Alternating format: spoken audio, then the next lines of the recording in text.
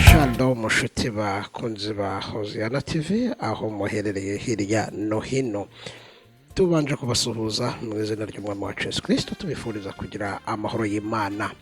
Nk'uko rero mubizi muradukeneye kandi natwe turabakeneye, buri muntu wese akeneye mugenzi we muri ubu buzima kugira ngo ashobore gutera imbere.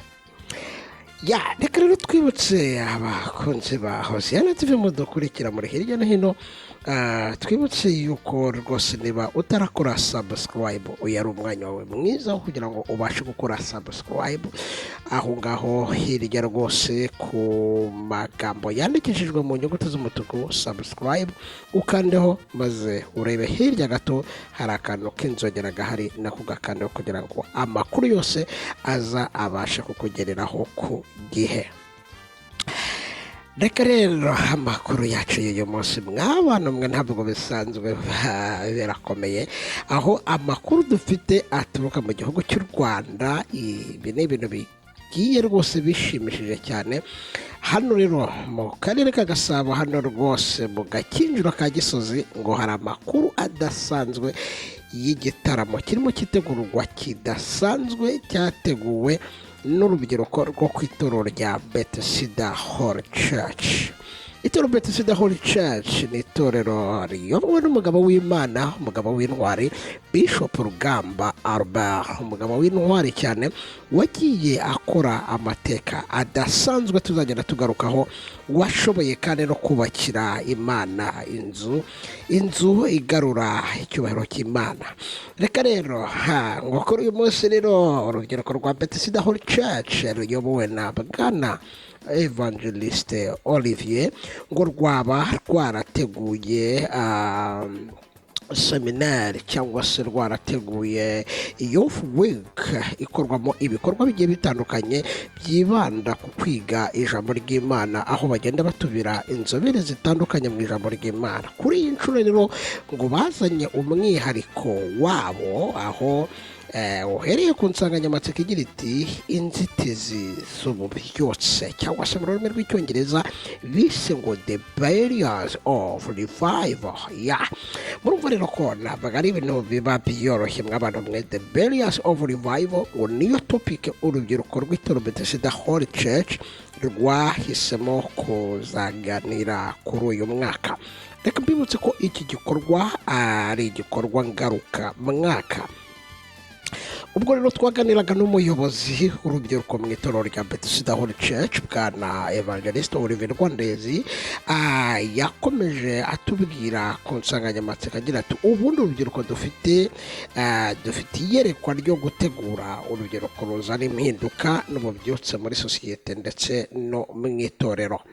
Murumva rero ko ari igihe cy'ububyutse Imana irimo igenda itegura urubyiruko, cyangwa se itegura new generation kugira ngo rubashe kuzana impinduka muri iki gihe cya none.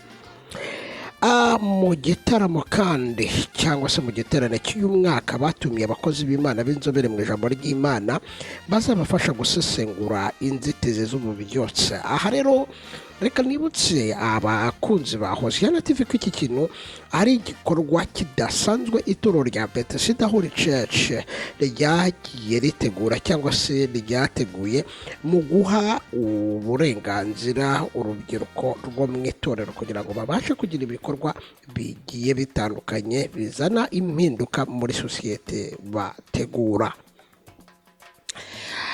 Umwe mu bigisha bazaba barimo hano muri iki giterane mw'abantu mwe, reka mbabwire ko ari abagabo b'Imana, n'abagabo b'intwari, kandi n'abagabo Imana iri gukoresha ibintu bikomeye cyane, bikomeye muri iki gihe. Aha twavugamo Dr. Rev. Pasteur Antoine Rutayisire. Uyu ni umugabo ufite izina rimaze kuba ubukombe muri sosiyete nyarwanda ndetse no hirya no hino. Hari kandi Apostle Sostene. Uyu ni umugabo nawe umaze rwose kubaka izina mu bijyanye n'ubunararibonye cyangwa se mu ijambo ry'Imana rifite ubuhanga. Hakaba kandi Pasiteri Habyarimana Desire, uyu nawe akaba ari umwe mu bakozi b'Imana b'inararibonye bazigisha muri iki giterane cy'urubyiruko cyateguwe n'itorero rya Bethesda Holy Church. Iki gitaramo kandi ngo kikaba cyaratumiwemo amatsinda akomeye. Reka mbabwira ngo umuriro uzaka mw'abantu mwe bantu mukunda kuramya no guhimbaza Imana, aho bizaba ari bidasanzwe, aho ngo hazaba harimo Healing Worship Team. Iyi akaba ari korali cyangwa se akaba ari itsinda ryamamaye cyane, rimaze kwamamara hirya no hino ku isi bitewe n'ibihangano by'iri tsinda rigenda rigaragaza ndetse n'ubuhanga budasanzwe mu miririmbire yabo. Hakaba kandi hazaba hari indi kwaya ikomeye nayo yitwa El Shaddai kwaya. Iyi korali nayo ngo ikazaba rwose yasisekaye muri iki gitaramo. Murumva rero ko ari ikintu kidasanzwe ku muntu wese uzitabira iki gitaramo. Turabizi neza ko azahabwa umugisha n'Imana. Iki gitaramo tubibutse ko kizamara iminsi 4, aho kizatangira ku itariki ya 19 kikageza ku itariki ya 22 Ugushyingo 2019, aho bazajya batangira ku isaha ya saa 11 kugeza saa 2 z'umugoroba kuri urwo rusengero rwa Bethesda Holy Church ruherereye mu Gakinjiro ka Gisozi. Rero murumva nyine ni ibintu bidasanzwe, kandi abantu mwese muratumiwe, urubyiruko cyane cyane ndetse n'abakuze. Ubundi urubyiruko ni umuntu wese ubyiyumvamo, umuntu wese utariyumvamo gusaza, uwo muntu mu by'ukuri aba akiri urubyiruko. Hoziyana TV rero natwe tuzaba tuhababereye, aho tuzaba dukurikirana ibikorwa uko biri kugenda 5 kuri 5.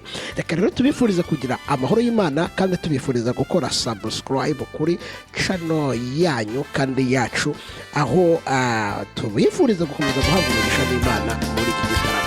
Muzabone rero kandi muzazenduke kwinjira n'ubuntu, hanyuma ugatahana umugisha w'Imana no kwakira muri Kristo Yesu. Bye bye.